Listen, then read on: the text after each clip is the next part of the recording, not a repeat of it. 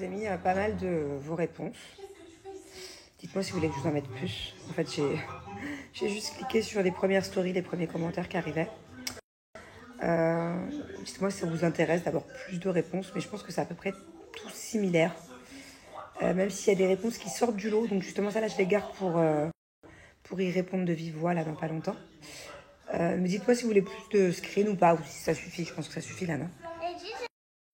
Alors, je vais revenir sur le sujet juste après, parce que c'est vrai que 90% des messages, et j'ai été vachement étonnée, sont plutôt comme moi. Les couples sont plutôt comme moi, à ne pas sortir chacun de son côté, ou partir en vacances chacun de son côté. Mais je veux répondre aussi à des messages qui, à l'inverse, ce sont des couples qui font un peu de temps en temps des choses séparées. Voilà. Comme ce message d'Amandine que je trouve vachement intéressant. Et c'est vrai qu'il y a des choses que j'aimerais améliorer. C'est vrai que je suis d'accord avec toi que des fois le fait d'être séparé et de se retrouver, ça fait vachement du bien. Je suis d'accord. Tout en restant dans le respect. Ça, c'est sûr que, comme tu le dis, c'est primordial. Mais pour moi, il y a faire des choses de son côté qui sont acceptables et d'autres non. À mes yeux, hein. Après, encore une fois, je ne suis pas du tout dans le jugement et les couples qui sont à l'inverse de moi, vraiment, il n'y a aucun souci et au contraire, c'est plutôt un grand respect de ma part et une admiration en me disant mais comment vous faites quoi. Donc Amandine, par exemple, je suis d'accord avec toi, de partir peut-être, ne serait-ce qu'une fois par an, ou même 2 fois par an, chacun de notre côté en week-end, pas non plus de longues vacances, parce que déjà qu'on n'a pas énormément de vacances, mais si en plus on les passe séparément ou sans les enfants, je vais vite être très frustrée et puis même je vais être triste en fait. Mais c'est vrai que par exemple, une fois par an que Julien parte en week-end avec ses potes et moi en week-end avec mes copines, il n'y a vraiment aucun souci. Après, tout dépend de quel genre de week-end. Je m'explique. Par exemple, moi, partir à Ibiza pendant 5 jours avec mes copines, faire la fête H24 pendant que lui, il est à Vegas, faire la fête H24, ça, je trouve ça pas possible. Enfin, c'est pas possible et je trouve ça inenvisageable. Dans le sens où, si c'est un week-end dans le but où c'est juste faire la fête, où il y a de la musique, où c'est la nuit, où il y a de l'alcool, et où le but c'est que de ça, autant le faire ensemble. Et puis en plus de ça, de mon point de vue, hein, à moi personnel, je trouve que ce genre de week-end dans le but de faire la fête chacun de son côté, que la fête, ça c'est inenvisageable. Voilà. Je sais pas, je trouverais que ce serait un peu genre pas respectueux pour mon couple. Enfin, ce serait bizarre. Parce que, quitte à faire la fête, autant la faire ensemble. Par contre, si demain, Julien, il me dit « Oh là là, j'aimerais trop partir 3 jours en Turquie, ou je sais pas où, n'importe où, faire un tournoi de foot qu'avec des potes, ou alors partir faire... » Par exemple, moi, j'ai mon père qui va souvent avec des potes, enfin, il y va pas souvent, mais là, il l'envisage peut-être, faire un week-end de planche à voile quelque part avec des collègues. Ok. Enfin, quand ça, c'est un truc vraiment de mec, que c'est une passion et que dans tous les cas, j'ai rien à faire là et que même si j'étais là, je m'ennuierais et que lui serait beaucoup mieux sans moi, ça, je le comprends, il n'y a pas de souci. Comme moi, partir avec mes copines, je sais pas quoi faire, dans un stage par exemple, pour ce moment, je suis à fond sur le développement personnel, spirituel, de partir à Bali 3 jours, faire un truc vraiment, travail sur moi-même, il n'y a pas de souci. Vous voyez, il y a vraiment des genres de week-ends différents ou des genres de soirées. En fait, tout dépend, que ce soit pour une soirée, pour un week-end, pour des vacances, tout dépend le but du truc, quoi. Moi, franchement, clairement, je le répète, aller en boîte de nuit l'un sans l'autre, je trouve ça inutile. La boîte de nuit, c'est pour faire la fête. Tu vas pas me dire que tu es en boîte de nuit pour faire une réunion avec des collègues, pour parler business, pour parler de choses que tu aimes. Tu parles pas des gens en boîte de nuit. Tu bois, tu danses, tu t'enjailles, tu es entouré de célibataires. Généralement, c'est vrai que c'est un peu... Même si j'aime aller en boîte de temps en temps, c'est vrai que c'est une ambiance quand même particulière, des fois un peu malsain. Donc ça, non, no way, no way. Je vois pas, par exemple, mon mari partir en vacances à Vegas pour un IVG, aller dans les strip clubs, aller dans les trucs en mode, bon, on se fait confiance. C'est même pas question de confiance ou de jalousie, c'est question de respect du couple à mes yeux. Hein. Voilà, donc en fait, moi, j'ai absolument rien contre le fait que Julien, plusieurs fois par mois, il aille avec des potes dans le désert faire du quad ou même dîner dans le désert ou aller faire un bowling ou aller dans un pub, même aller boire des bières dans un pub devant un match de foot. Enfin, vous avez compris. Vous avez compris la différence, je pense. Donc voilà, je suis d'accord avec toi. Pour conclure, peut-être qu'il faudrait que je le fasse plus souvent parce que des fois, de ne pas être ensemble pendant 2-3 jours, surtout que nous, on est H24 ensemble, ça peut nous faire du bien. Mais, oh putain, toi, je vais te faire tenir un moustique. Je reviens. Alors là, je suis d'accord et pas d'accord. En fait, je suis d'accord que il faut qu'il y ait de la confiance Il faut avoir confiance en soi, confiance en notre chéri et confiance au couple. Voilà, et moi j'ai confiance. Mais c'est pas qu'une question de confiance, parce que je vous jure que quand mon chéri il est en boîte, par exemple la dernière fois il a été 2 heures, là, comme je vous ai dit avant-hier, pour ceux qui n'ont pas suivi, ceux qui viennent juste d'arriver aujourd'hui, j'étais pas en train de me dire waouh, il est avec une meuf, je suis sûre qu'il est en train de galocher une meuf, waouh, j'étais pas en panique qu'il me trompe. J'en suis pas là. C'est juste que je trouve ça malsain en fait d'être en boîte, entouré effectivement par exemple de filles célibataires qui cherchent un mec. Je sais que mon mari ça va être le premier à l'air calé. En plus je connais sa personnalité, je sais comment il est, surtout avec les années là. C'est quelqu'un de très... Faut pas croire, mais il est timide, il est introverti, Julien. Je sais que s'il est en boîte de nuit, il va parler qu'avec ses collègues, il va même pas calculer les meufs. Donc c'est même pas qu'une question de confiance en soi. C'est une question que genre pour moi c'est malsain. C'est comme si moi je sors en boîte, je sais que forcément il y a des mecs qui vont me regarder, si je suis toute seule, qui vont croire que je suis libre. Au bout d'un moment, il faut appeler un chat un chat. Moi aussi, si un jour je vais en boîte de nuit, bon, je dis ça, peut-être que ça va m'arriver une fois vraiment de temps en temps parce que je sais pas. Mais ça m'arrive jamais d'aller en boîte sans mon mec, parce que si je vais en boîte sans mon mec, voilà, je sais que c'est un lieu quand même où de base les gens peuvent faire un peu des rencontres, c'est un lieu festif où il y a de l'alcool, où ça s'ambiance, où ça s'enjaille. Bref, je vais pas vous faire un dessin. Moi, je sais que si je suis en boîte toute seule avec des copines, forcément, c'est pas par prétention que je dis ça, mais il y a des mecs qui vont me regarder, il y a peut-être des mecs qui vont tenter de me séduire, et perso, j'en ai pas envie. J'ai pas envie de passer pour une fille célibataire. Vous voyez ce que je veux dire? Je sais pas comment l'expliquer. Mais genre, moi, si je vais en boîte de nuit et qu'il n'y a pas mon mari, bah, je vais me sentir un peu genre mal à l'aise, comme si j'étais un peu nue. Je sais pas comment expliquer. Voilà. Et pour moi, c'est pareil à l'inverse, en fait. Donc, c'est pas des lieux où quand t'es marié, tu peux aller tout seul. Enfin, en tout cas, faut pas en abuser, quoi. Voilà.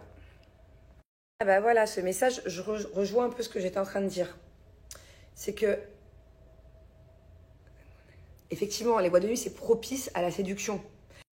Et même si notre chéri fait rien, ou même si moi je fais rien, c'est propice au problème aussi.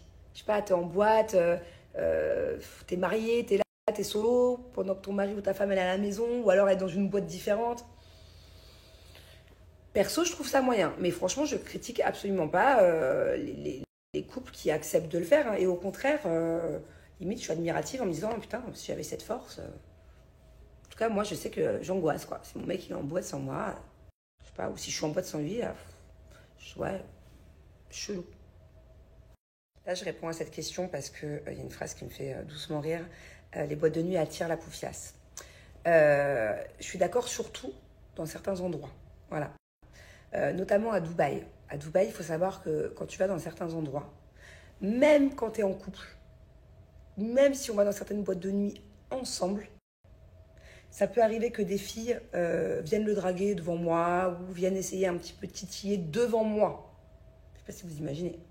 Il y a des meufs, elles sont sans pitié. Il y en a même carrément qui parlent français, pour tout vous dire. Donc elles sont carrément au courant qu'on est mariés avec des enfants. Et encore, moi, ça reste soft. J'ai 2-3 petits exemples dans les soirées de meufs qui ont un peu tenté. On recale direct, mais je connais des couples ici à Dubaï. Carrément, la meuf... elle s'est assise au milieu des deux, quoi. Elle s'est imposée. Au milieu d'un mariage, tranquille, dans le plus grand des calmes. Putain, ça fait 10 fois que j'essaie de me l'avoir, ce moustique-là. Donc bref, c'est vrai que généralement, par exemple, une femme en boîte de nuit toute seule, moi par exemple, je suis en boîte de nuit toute seule, il y a un mec qui va venir me tchatcher, je vais lui dire rapidement, je suis mariée, je pense qu'il va vite déblayer. Alors qu'à l'inverse, un mec marié tout seul, il y a certaines filles, ça les refroidit pas. Hein. Oula, au contraire, limite, ça les excite. Je vous assure que des fois, le fait de dire qu'un homme est marié, inaccessible, ou qu'un mec porte une alliance, c'est limite plus excitant qu'un mec célibataire pour certaines meufs. Et je le jure. Donc, voilà, là, je rebondis là-dessus parce que tu parlais des poufias. Et effectivement, il y a certains pays, certaines villes ou certaines boîtes qui sont pires que d'autres, quoi. Voilà. Et ça, Jennifer, je suis d'accord. Même si mon mec, je le dis, je le redis, j'ai confiance en lui après des années et des années. Je sais qu'il bouge pas d'un doigt de pied, qu'il n'est pas du tout dans la séduction. Et j'ai beaucoup de chance parce que ça fait partie d'une de ses qualités à Julien. Voilà, j'ai vraiment un mari fidèle. J'ai un mari qui est même pas dans la recherche, ne serait-ce que de plaire ou de vouloir, ne serait-ce qu'échanger.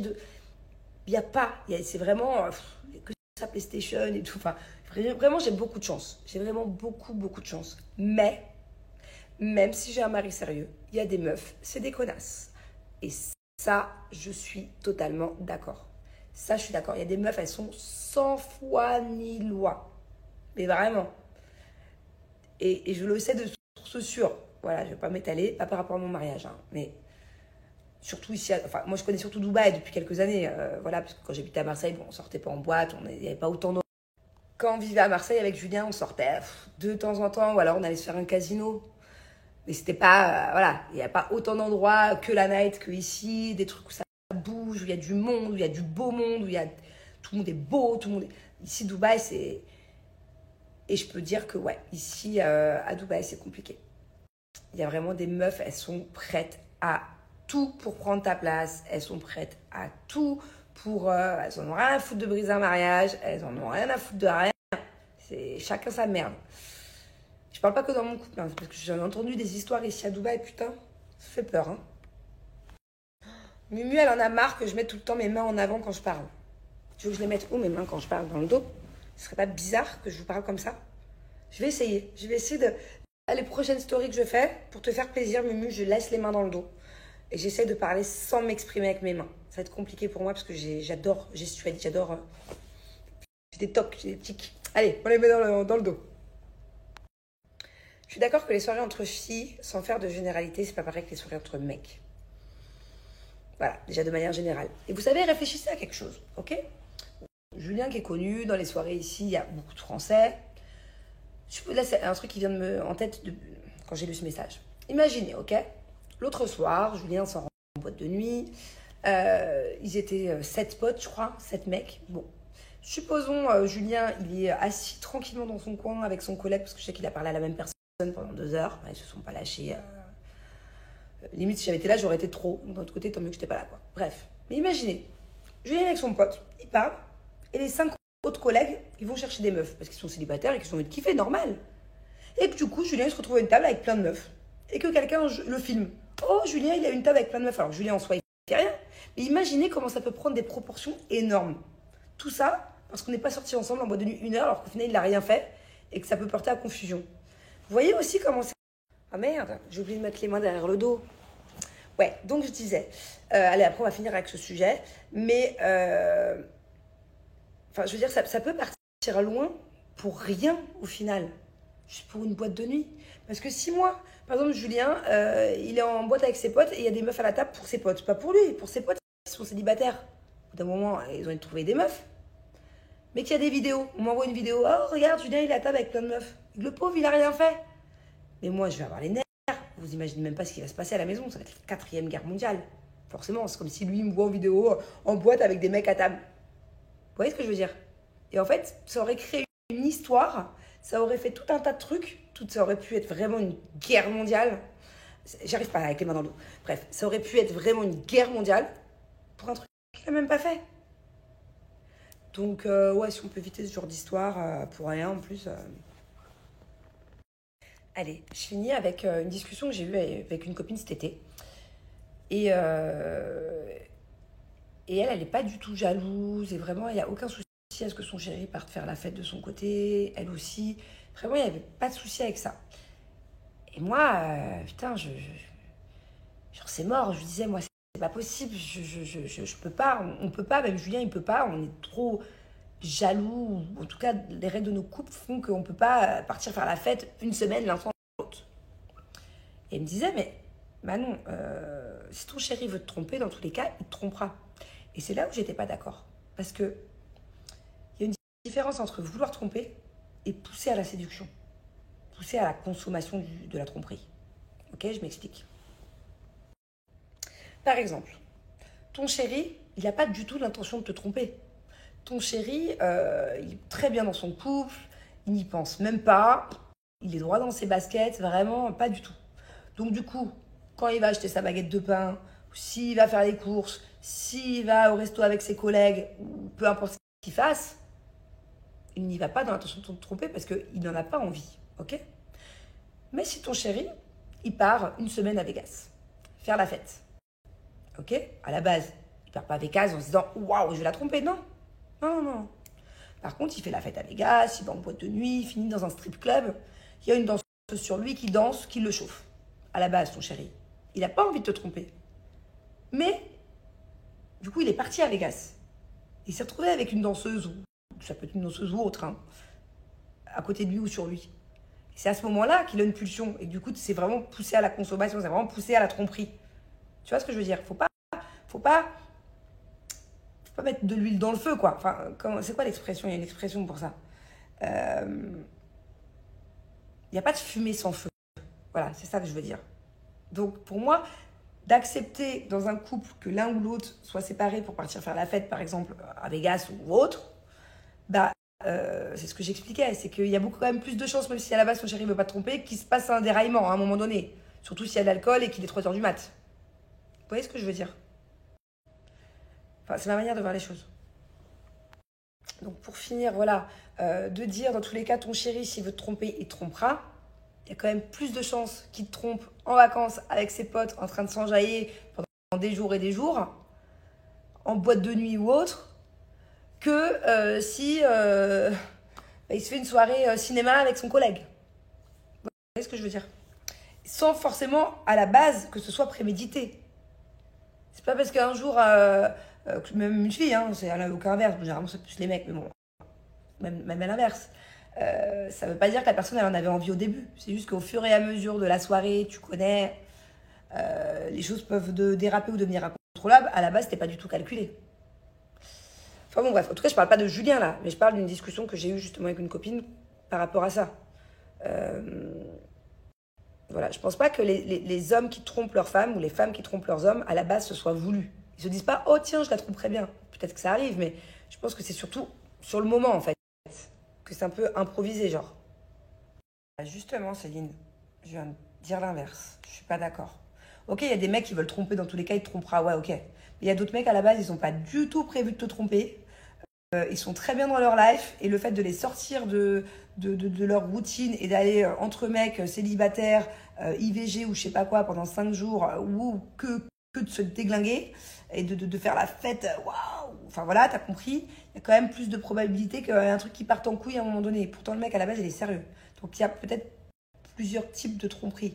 Il y a les mecs qui ont besoin de ça et qui en ont envie et qui se disent, ouais. Il y a des mecs qui, à la base, ils sont bien et qui, à force de trop laisser, bah, à un moment donné, il y a moyen que ça déraille une fois ou une autre. C'est tout ce que je dis. Bon, allez, good night. Je sais même pas quelle journée. Vu qu'on est en vacances scolaires, je suis complètement... ça doit être la semaine, ouais. On est en semaine, effectivement. Je crois que nous sommes lundi soir. Ou bien mardi soir. C'est fort probable. Ouais, parce que nous, c'est les vacances scolaires pour les enfants. J'ai trop parlé. Je suis assoiffée.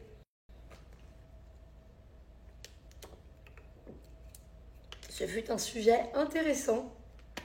En tout cas, je ne m'attendais pas à ce qu'il y ait autant de personnes, genre vraiment à 90%, si ce n'est pas 95%, de couples comme nous. Alors que franchement, je vous jure, sur tout ce que j'ai de plus précieux, que je pensais que... J'avais un peu peur de faire ces stories hier, de vous raconter, et je pensais un petit peu être vraiment jugée et pas comprise. Je pensais que je faisais partie des seuls qui avaient ce genre de règles dans le couple et voilà, c'est un peu quadrillé, quoi, et pour l'un et pour l'autre. Et au final, pas du tout. Au final, c'est plutôt la normalité, en fait. Donc, je suis vachement étonnée. Parce que, juste pas plus tard qu'hier, je me remettais vachement en question par rapport à ça. Ou quand des fois, je pouvais aborder le sujet avec des copines, j'avais l'impression de ne pas être trop normale. Qu'on était un peu trop, Julien et moi, possessifs, jaloux, qu'on avait un peu trop de règles dans notre couple. Mais au final, c'est 90-95% des gens pareil, quoi. Donc, c'est cool que j'ai parlé de ça. C'est cool. En tout cas, ça fait du bien. Ça fait du bien de rentrer dans le vif du sujet. Des fois, de percer un peu l'abcès de certaines choses qu'on n'ose pas forcément dire, qu'on n'ose pas forcément avouer. Voilà, cool. Si vous avez un autre sujet pour demain ou après-demain ou pour cette semaine, je veux bien. Ce genre de sujet, bon, je vais aller prendre ma petite douche. En tout cas, personne ne m'a dit que j'avais ma combinaison à l'envers. Même mon mari l'a pas remarqué. Mais ouais, si vous avez un autre autre sujet un peu pertinent comme ça, pas forcément sur les hommes, les femmes, la tromperie, mais un autre sujet genre de choses dont on n'ose pas forcément parler, qu'on n'ose pas forcément assumer, dont on n'ose pas forcément débattre. Un truc vraiment... j'aime bien. Donnez-moi des idées de sujets. Je veux bien. Comme ça, on échange, je vous demande vos avis, on voit un petit peu la majorité, qui pense quoi. Dites-moi des sujets un peu comme ça.